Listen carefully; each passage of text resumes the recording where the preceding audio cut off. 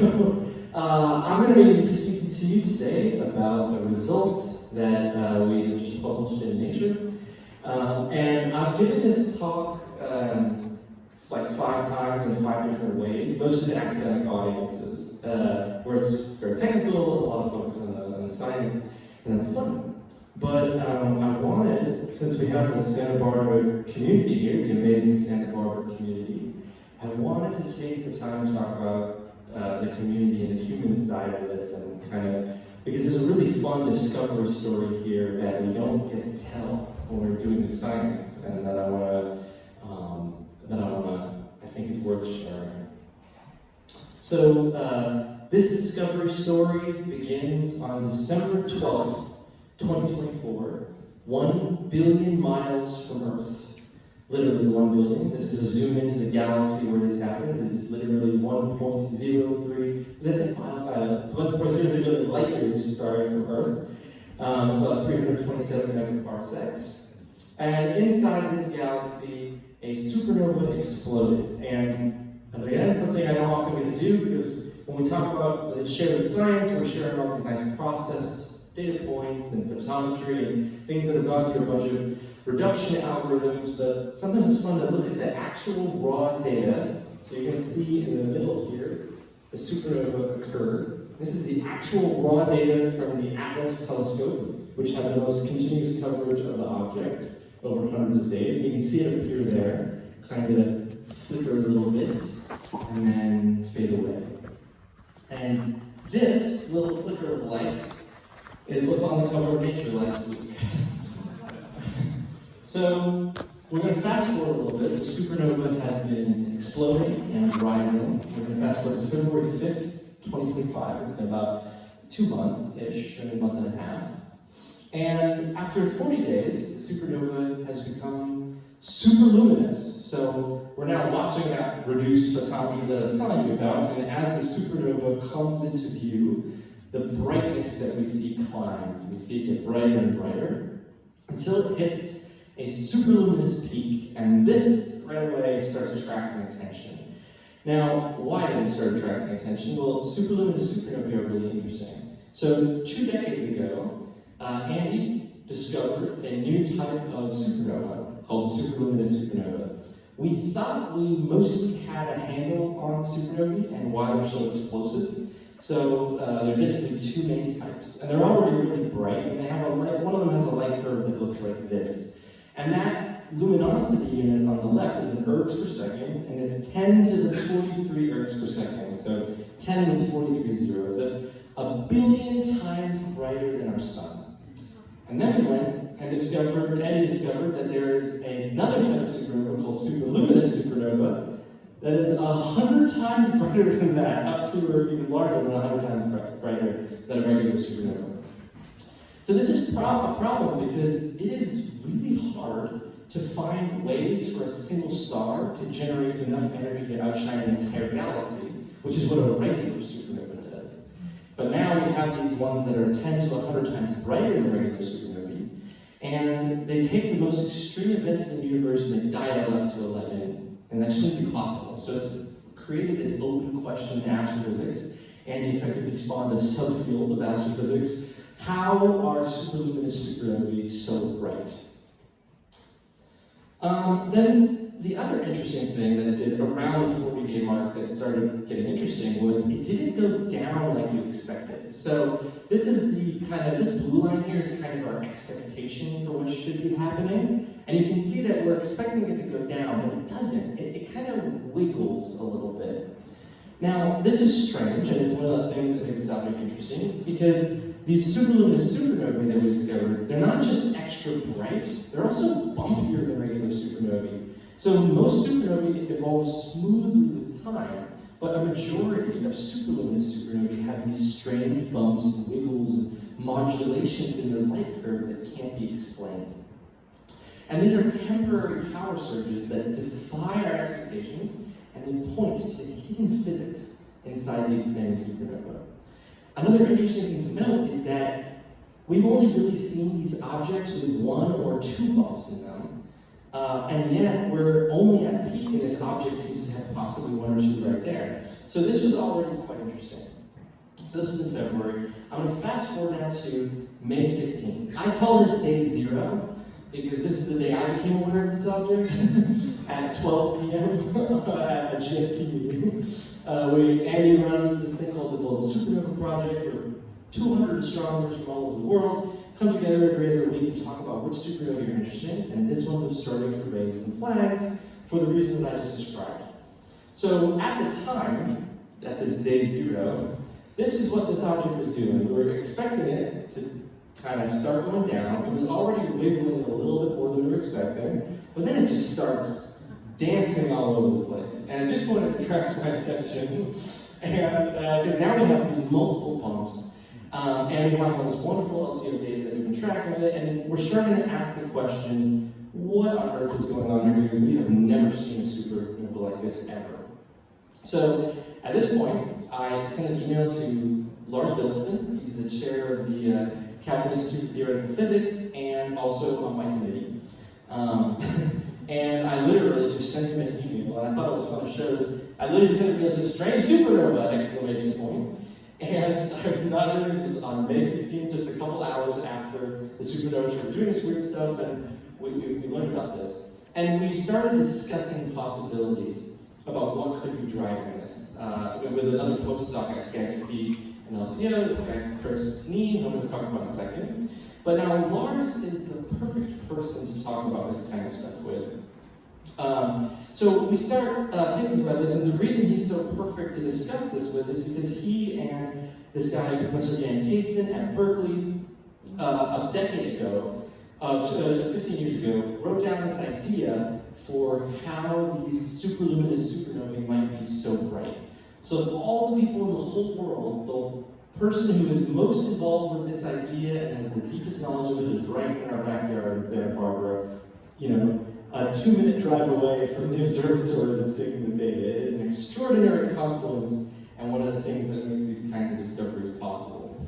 So me and Chris, who was the postdoc working with Andy and Lars at the time, we read down some ideas and we talked to Lars and we pitched him some thoughts. So one possibility is that the star, before it exploded, the star after it before it died, it kicked off these shells of matter. So it just lost some mass, and then later the star collapses in a supernova, and it creates a shockwave, and that shockwave travels through the shells of matter, and every time it hits one, the matter glows. And so this can make it extra bright and extra bumpy. So that was one idea we were thinking about. This is called CSM interaction. The CSM is circumstellar material. Another possibility, which I find vastly more entertaining, is the idea that the collapse of the star forged something called a magnetar deep in the heart of the supernova. So when a star collapses, the shock wave bounces off of the iron core and crushes it even further into an object that is so dense that protons and electrons are forced together to become neutrons. This is called a neutron star. If the star had a really strong magnetic field, that magnetic field gets amplified through the neutron star, and if it was spinning, it will start spinning even faster due to conservation of angular momentum. And so we were like, okay, maybe this thing is powering the supernova from within like a big battery. And so we tried fitting the magnetar model, and this is a hideous, hideous plot. But I wanted to show it because this is the real actual plot that I sent Mars. Because I was too excited to make a decent looking one. I will show a better looking version of this plot later. But I just thought it's funny, so when we get excited about stuff, we're not worried about how clean everything looks and how nice everything is and colors and stuff like that. We're just like throwing everything we have into an email and saying, look, isn't this weird? So it turns out that a magnetar seems to describe the overall behavior of the light curve really well. So we're looking at here is we're looking at the brightness with respect to time. And the magnetar prediction is these solid lines. And they seem to go through all the data points pretty well, modulo these bumps. So that's a good sign. It suggests, okay, the magnetar model can describe the overall behavior, but there's something extra going on that's causing this luminosity. So one of the first things and easiest things you can do when you have a model that mostly describes data is you can take the model, you can take the data and subtract it from the model, and that literally leaves you with what the model can't describe. It's called a residual. And when we took a residual of this, we got something incredibly suggestive. This is, again, the actual plot that I emailed to Lars, and here's the email where I emailed it to him. And Lars was like, this is the weirdest thing that I have ever seen. I've never seen anything else like this in the supernova world. And so there were a couple things that stood out that I pointed out in my email to Lars. So the first thing that stood out to me was the bumps are strangely sinusoidal. This is really weird. You don't often get sinusoidal shapes in just nature. And so this was kind of a weird thing to see. Next, if it is sinusoidal, it kind of looked like the bumps were getting closer together, like the sinusoid that's increasing, like someone's waving faster and faster. But that's weird because there isn't a guy there waving the string to make it do that. So where does that energy coming from? And then finally, and this is a really weird one, unlike sort of other expectations for what might create modulations in a supernova light curve, there's over brightness and under brightness. So it suggests that not only is this object emitting, but there's also something blocking some of the light some of the time. That's really, really weird. And it's just kind of lucky that Andy mentioned, I moonlight as a black hole astrophysicist. And there's only one other place that I had ever seen a signal like this. And it is the gravitational wave chirp from when two black holes collide. I see some nodding. I think some people in the room are familiar with this, the chirp that comes from the LIGO events. And that's a very characteristic, right? There's something specific that's happening there. Two black holes are falling towards each other. And as they fall in towards each other, they spiral around each other faster and faster, and that produces this signal.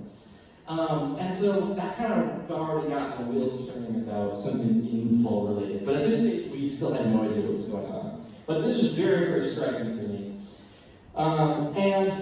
I decided to make a prediction based on this, because Lars loves predictions. In his group meetings, he's always asking us to make predictions, like we're in a betting pool. And at the next group meeting, we'll see if your prediction came true. He loves that. And so I emailed him a prediction. I measured the distance between the bumps and how bright they were, and they followed a perfect pattern. The bumps were shrinking by about 20 to 30% each time, and the brightness was falling off in log space in a perfect quadratic. So I said, all right, I think in 19.7 days, there's going to be another bump at exactly negative 18.25 mags. And that's fun, because now you just gotta wait. This is where the power of the LCO comes in. So we have this wonderful network of telescopes. So we have this great network of telescopes all around the world with our director, Lisa Story-Lombardi, who's here somewhere. Lisa? There she is, isn't that here? This is the director of the Cumbres Observatory, which we're all a part of. And it's headquartered in Santa Barbara, and it's a network of telescopes all over the world that are all connected. They're all acting like they're robots. We don't have to go out there and take observations ourselves. We just tell it where we want to look, and it goes and gets the data, and it even reduces it for us and shows it. It says, do you like this? Do you want more? And so it's extremely, extremely useful. There's a telescope basically in every time zone, so the sun never sets, or is always setting on the LCO Empire. This is handy because we can take around-the-clock continuous coverage of any object, which allows us to do observations like these. And that data is handled by a team of extremely talented people, some of whom are in the audience as well. So, for example, you can control a whole network from a website you can access on your phone called SNEX2, the Supernova Exchange. And Moira and Curtis are two of our very talented team members who work on putting the software into production and making it a tool that everyone can use to make these kinds of observations possible. And then Moira and Curtis, as well as people like our postdocs, like Chris and Catherine, our fellow lab mate, work on reduction. So the data has to get, some of the data, like the spectroscopic data, has to get reduced, and they work on reducing it. We all chip in And it just takes a huge team of people to make this stuff happen. So we kept watching the supernova evolve based on the prediction, and now, it's real choppy. I don't like that. So now you're looking at the bumps, and you can watch this chirp come in real time. And we're going to add the LCO data in now, and then average it. And it turned out our prediction was right, and we spotted additional bumps exactly where we said they were going to be. It was within plus or minus half a day, and the brightness was bang on as well. And so this is the kind of raw data that we're getting, but I want to show you the pretty sort of final picture right there. This is the chirp. This is what's on the cover of Nature. This is what the really exciting thing. This is the thing we've never seen before. And it's hard to explain how unusual this signal is to see in a supernova. It's rare to even see periodic processes in a supernova. So, to my knowledge, there are effectively only 2 other clear instances of periodic processes in supernovae. So, these are 2 objects that were discovered in the last couple of years. And I want to show you these to give you an idea that when we say we found periodic processes, they're usually really noisy. And you can maybe say, is it really periodic? Like, am I really seeing periodicity? Like, how statistically significant is that? But there is absolutely zero ambiguity to this. You don't even need the curve to see it. Like, it's extremely apparent that this is some sinusoidal, bizarre shape. And once again, the only place I've ever seen anything like it is this gravitational strain thing. So, the reason I keep going back to this is because gravity was on my mind. Again, I moonlight as a black hole astrophysicist, and I was trying to get better at that because there's always room for improvement. So I was auditing a class with a professor at UCSB, Gary Horowitz, who is an eminent relativist. He's one of the greatest in the world at what he does. One lecture, we're learning about black hole mergers, and I have a picture, not from that lecture, but from one of them. We learned a lot from Gary, and the mergers are interesting, right? The reason they produce this chirp is because the black holes start out far away from each other, and then as they in-spiral and the spiral gets tighter, it produces this chirp signal, and that's what I'm really interested here. And I learned a lot from Gary.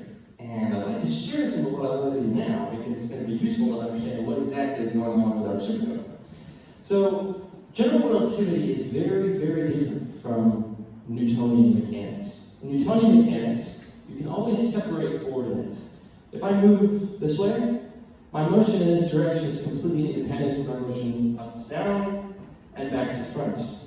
But that's not always the case in relativity.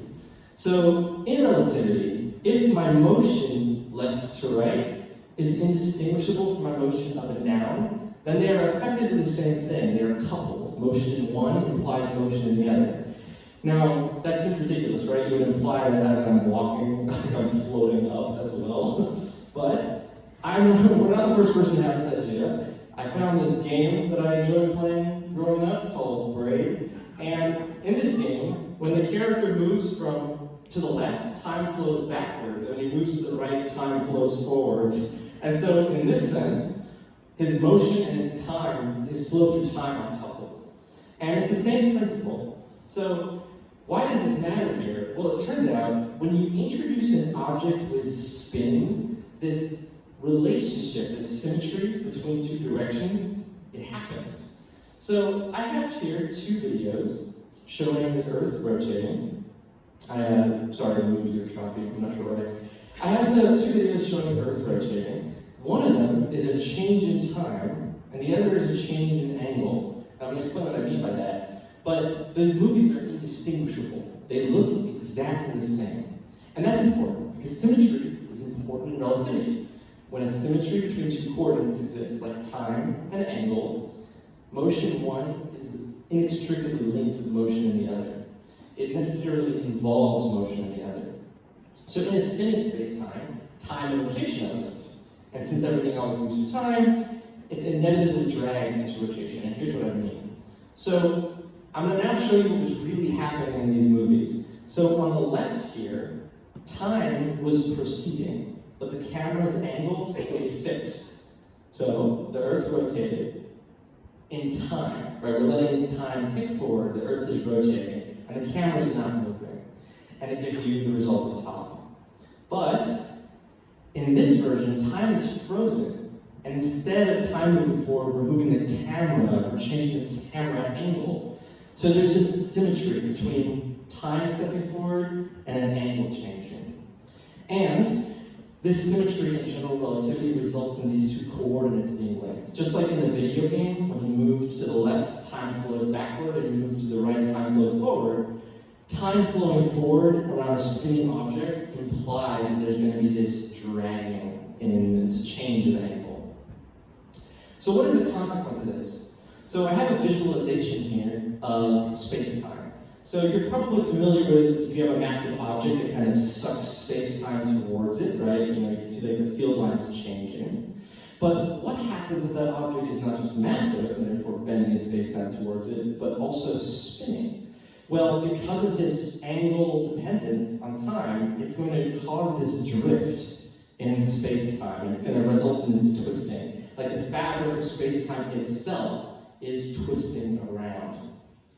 So what effect does this have on, let's say, orbiting particle? Well, this is a particle orbiting in a static space-time. So there's no rotation. These lines represent space-time, lines of space-time you can imagine, and there's no rotation. The Earth isn't rotating, so there's no rotation occurring. The particle is just following its elliptical trajectory, minding its own business.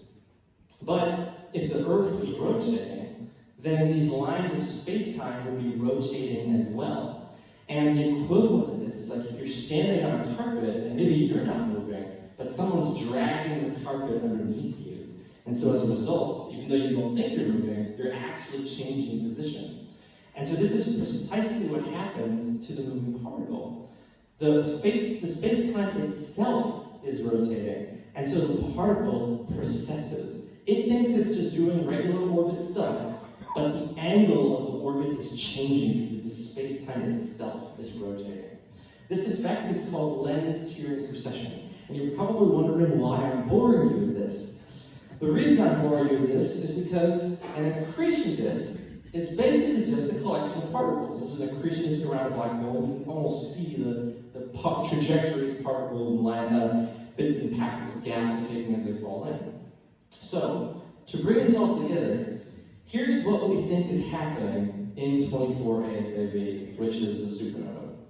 So, basically there's the magnetar that's pumping in energy, and it's surrounded by an accretion disk, which is just composed of particles following orbits. Now, the magnetar is very dense, it has a lot of gravity, so we think that if the disk was tilted, it's going to be affected by the rotation of the space-time and precess, just like that tilted orbit was. So what does this look like from far away? So I'm showing you a zoomed in view here, but let's zoom out. So the disk is precessing, we're going to zoom out. Now what do we see? We see the light get brighter, and then fainter, and then brighter again. And this corresponds exactly to moments when the disk is blocking the light from the magnetar from reaching us, and then allowing it to be shown. And this is happening over and over again. So now we have an explanation for why the bumps are going up and down. Remember that weird thing that they weren't just over bright, but they were less bright than we were expecting? Well, this explains it. Some of the light, some of the time, is getting absorbed by this disk. But now we have to answer the second question, which is why is it happening faster? Well, if we go back to our space-time visualization here, you'll notice that at large distances from the magnetar, the effect isn't as extreme as it is really close, right? At large distances, it's pretty flat space-time, and then as you get closer, the effect gets more pronounced. There's a dependence on radius and how strong this effect is. So if you had a disk that started far out, it's not going to be spinning as fast because the effect of the precession, the frame dragging, is lower at larger radii. But as the disk falls in towards the magnetar, it's going to pass through more and more turbulent regions of the space-time and spin faster and faster as a result. So this was the initial pitch that we had on June 11th, 2025, 26 days after discovering the chirp. So this is moving fast. The entire, from discovery to publication was just 55 days. So, or submission was just 55 days. So we took our idea, because we're not theorists, we're just trying to come up with stuff. We took our idea, we marched over to the Calvin Institute for Theoretical Physics, and we pitched our idea to the theorists over there. And Lars was there. Lars facilitates these kinds of things. There's group meetings and other talks. And he had a really important question, which was, why would the disk fall into the magnetar? Why would it do that? And I worked with a theorist, Logan Crust, who is now at Flatiron in New York. And we realized we didn't have a good answer. When we were coming up with this idea, we just said, yeah, it'll fall back. But then we thought about it, and we realized that if the disk is falling in because it's spreading, like the disk starts thin and then kind of spreads out, that could cause the radius to go in, but it happens too slowly. And we're like, oh, it's probably just falling in gravitationally, like just the way anything falls into anything else. That happens too quickly. And so we actually were kind of stuck on why the disk would fall in as we needed it to desperately. So let's say Logan writing this very funny note called Why Disk Shrink on June 11th, or we're trying to figure this out. We never did. We never got the accretion, the spreading, and the gravitational influx to work. So we were stuck. And Logan's a really, really, really smart theoretical physicist, so this was a tough problem. So we had to bring in the big guns, and Andy knows some very big guns in the field of accretion, especially Omer Blaze, who is retired now. And we pitched our idea to him, and he loved the idea. He thought it was great. And we explained to him that we were stuck on how it would fall in, but he was not worried at all, because he had the physics equivalent of the flex tape guy, which is just play with the accretion rate. And he was not wrong. That literally fixed everything. So what does he mean by this? Well, the disk is not just a static thing. It's an accretion disk. There's matter coming in. And it turns out that matter coming in, how fast it's coming in, is more important than we realized. So we treated the disk radius as this solid thing that just kind of evolved with time. But Omer saw it differently. Omer's stroke of brilliance was that the magnetic field of the magnetar and the pressures of the disk work together to set this boundary. So you can't just assume some accretion rate or some properties of the disk. You have to think about how they evolve with time. So what his idea was basically, if the magnetic field strength changes or the accretion rate changes, then the disk boundary will move. And it turns out the accretion rate is an incredibly flexible knob you can use to make this work and basically construct whatever radius you need to have the disk fall in on the right time scale. So this is the missing piece. This is sort of physical picture that we have. A magnetar surrounded by an accretion disk that's tilted and it's precessing due to an effect caused by general relativity. And so now we have to ask the question, we have this idea, right? How well does it fit the data? And it is an amazing fit. So what you're looking at here, this blue line, is our model applied to the data, and it's basically a perfect match, which is crazy. And in particular, you can see this green dashed line, which is telling you the orientation of the disk as a function of time. So here it was pointed at us, reflecting light. Here it was blocking the light. And you can see how it matches the peaks and dips that we observe perfectly. So this is really great. And as promised, I told you before that this was the really crappy figure that we had that I sent around when we were just trying to figure this out, but we weren't worrying about prettiness. But here is the pretty figure that we submitted to Nature. much nicer, and you can see that this is the magnetar model not explaining the bumps. But when you add our component to the disk, now you get a perfect match to what was observed. And that is a really, really fun thing to see. So, it is now June 20th, 2025. We are armed with our idea, and we're ready to start writing. So, we want to submit to nature, but nature's kind of weird. And I think it's fun to talk about why nature's a little weird, because it was the weirdest paper I've ever written in my life. And I've written a fair number of papers. First, nature papers are incredibly short. The main section of our paper is only 9 paragraphs long. You are expected to be short, punchy, and it's not supposed to be an incredibly exhaustive, in-depth thing. The nature's goal is to say, a biologist can read this, or a chemist can read this and be excited about what you're excited about. Also, you're only allowed 4 figures in the main section of the paper, which is hard. I've already shown you 35 figures in this talk. So, I don't know how we narrowed it down to 4, but we did. So, we started writing, and I want to give another shout out to Andy again, because this is when things started to get crazy. Andy and I were already meeting every other day, basically. But now we were starting meeting every day for like an hour or longer. He helped me with the writing. He's published literally dozens of nature papers, and so he is extremely, extremely good at these. And we met for every day for weeks to iron out the paper and make it perfect. He helped me navigate collaboration politics with data and authorship, and we were frequently joined by my dog Pickles, who deserves an honorable mention.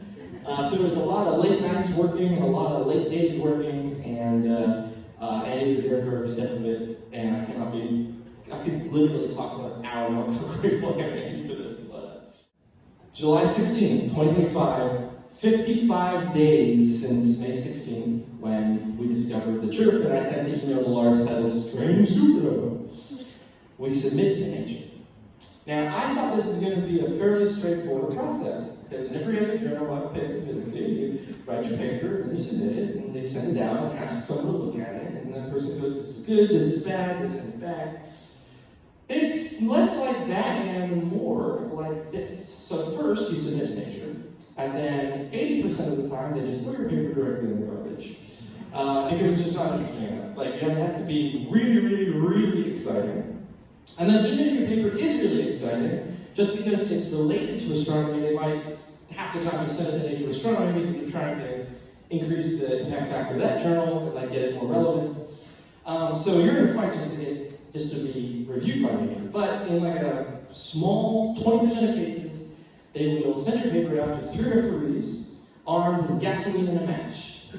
And they are looking to tear your paper apart and figure out what, if your claim holds up. And they are going to be experts in your field who know way more about this than you do, especially more than I do. Because I want to point this out, I, with my PhD with Andy, worked on black holes and hydrogen-rich type 2 underluminous supernovae, whereas this is a magnetar-powered type 1 superluminous supernova. So everything I learned about this was 55 days ago at this point. So I was coming in fresh. And this is very, very different from a normal journal. So for example, the most prestigious journal in astrophysics is the Astrophysical Journal or the Astrophysical Journal Letters, and that's like a 90% acceptance rate. So compare that to a 20% for Nature, it's quite difficult. So anyway, after 1 week, we found out that they were sending it out for refereeing, which is a good thing. And there's good news. So Nature tells you every single thing that happens with regards to your paper. The bad news is Nature tells you every single thing that happens with regards to your paper. Referee opened the paper, you get a notification. Referee submitted review, you get a notification. Even though I can't read the review yet, until all the referees have submitted their reviews, then I can read it. So it's like, So, also, Nature is housed in London, so all the emails I get and notifications would be at 5 o'clock in the morning. So I didn't sleep through the night for a month, because I would wake up and anxiously check my email, which is odd for me, because as Andy will tell you, I'm a very calm, not at all neurotic individual. visual. So this was out of left field for me. Okay, so fast forward to September 9th, 2025. I was checking my email every day for 3 weeks, the weekends included. And we get the moment of truth, the email from the editor. And we hear back, to our surprise, the referees are amenable to all 3 claims that were made in the paper, which is really cool. But they have 3 really big questions. 1, is the chirp real? 2, is the GR correct? And 3, is the disk mechanism that we're proposing even plausible? So let's start with the first one, is the chirp real? The cool thing about this was that none of the referees thought the chirp was not real. It convinced the figure that I showed you earlier convinced all of them right out of the gate. But they wanted even more compelling arguments that the whole community would be guaranteed to be convinced. So we did a bunch of analyses. One of the things we did was we looked at a power spectrum of the chirp, which basically asks what frequencies are present. If there's no chirp, you'll get this very narrow line, because it's just a sinusoid with one frequency. But if there is a chirp, you're going through multiple frequencies, and so it kind of smears out, and that's this dashed orange line here. And what you can see is that for our supernova, it's clearly smeared. So that was really strong evidence for a chirp. We also did other stuff like measuring the periodicity as a function of time and like visualizing it in a more pedagogical way, and you could really see a clear trend. And so when we ended up doing all the calculations, it turned out that the chirp was real to greater than 5 sigma. But this is a really good example of how, we were just convinced by the chirp out of the gate, and so the referees kind of stepped in and said, hey, let's make sure this is totally robust, really improve the paper. So the second question was, did we do the GR correctly? And the answer was sort of. So we made 2 mistakes. So the first one was that we assumed we knew which way the magnetar was pointing. So in our original draft of the paper, we assumed that the magnetar itself is aligned with its own spin axis, and the disk, which is this orange line here, is just misaligned with those 2. But as our second referee pointed out, who was a very well-known relativist, they can actually be both misaligned with the spin axis. And so there's an extra precession effect you have to account for called quadruple-driven nodal precession. When we accounted for it, we found that it was smaller than the effect we were interested in by a factor of 1,000, so it didn't end up mattering, but the paper was now more accurate. The other problem was all the calculations we did, even after the correction, were for a test particle. But a disk is actually particles on a range of orbits. And so you can't just say, oh, I'm going to use this simple calculation. You have to do this more complex one. And that actually did modify things quite a bit. It didn't change the result, but it gave us a little bit different answers for the best fitting accretion rate and things like that. And this is, Logan handled a lot of the more advanced application of the physics, because he's an extremely talented theorist, and could not have done this aspect without him. Now, so the last question, which Logan and I also tackled, was, is the mechanism plausible? And so the question was, would it really work like this? Because remember, you're not just looking at a bright light source, and then you're watching it fade and brighten. You're looking at it through a mist, this expanding carcass of the supernova. Would it still look like this? Would it still look like the wiggle if you're viewing it through this sort of curtain? And the answer ended up being yes, but it was really important that we check that too.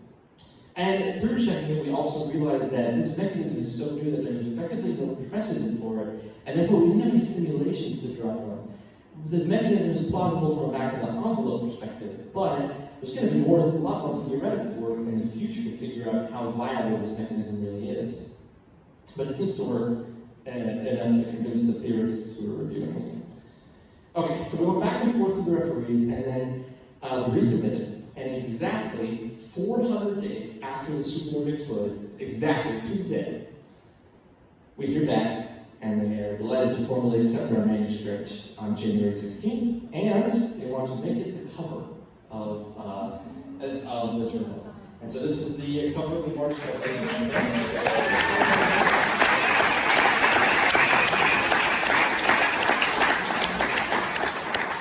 And what I'm most excited about is that 3 claims survive. And I mentioned this, that there are 3 claims, and I want to go over specifically what they are. So the first claim is that this is the first ever supernova with a chirp, which is to say a sinusoid with a decreasing frequency.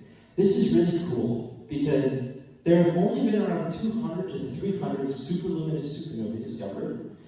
Of those, most of them show bumps. But at most you get 2 to 3 irregular bumps, really 1 to 2. And none of them have ever had more than 2 possibly periodic bumps. This one had 4, possibly a 5th. But the really exciting thing is that in the entire time we've been studying supernovae, all of human history, we've discovered maybe 15 to 16,000 supernovae. 0 have had a chirp. This is the first ever chirp in all 15,000 supernovae. So that's major claim number 1. Major claim number 2 is that this is the first confirmation of the magnetar model. You can fit a light curve to the data as much as you want, but the reality is a good fitting model is not confirmation in itself. For example, I could fit our chirp model to my heartbeat, and that would probably tell me there's a magnetar in here somewhere with spin period, whatever, and magnetic field strength infinity. But it doesn't actually mean there's a magnetar in it. When we can make multiple predictions with a model and then give self-consistent answers, that's how we know that they're confirmed correct. And so, not only did the magnetar that we fit to our data fit the overall light curve, but the same magnetar is required to produce the bumps, and that constitutes a smoking gun confirmation of the magnetar model. And so, it's sort of the first time we ever got to witness the birth of a magnetar in this environment as well, which is cool. And it's the first confirmation of our ideas about why supernovae are so bright. And now the third major claim, if our model is correct, and there's some evidence to suggest that we're on the right track here, this would also mark the first detection of a general relativistic effect in supernova. So up until now, we just haven't really needed general relativity to explain the supernovae that we see. We use radiative transfer for diffusion of the photons through the ejecta. We use hydrodynamics to describe the shock heating and cooling. And we even use some quantum mechanics to describe nuclear burning and radioactive decay of the tail. But never general relativity. This changes that. We now need general relativity to explain a very easily measurable feature of a supernova light curve. With the proper treatment, this could evolve into the ability to test theories of strong gravity in a brand new environment, the violent vicinities of young supernovae.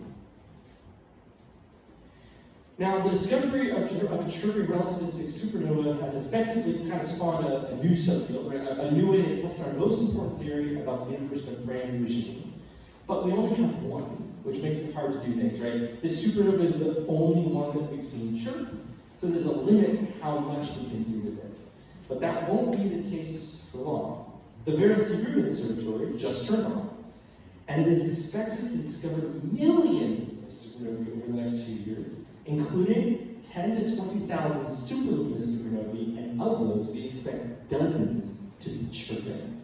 And when that happens, we'll be watching. So thank you so much for listening.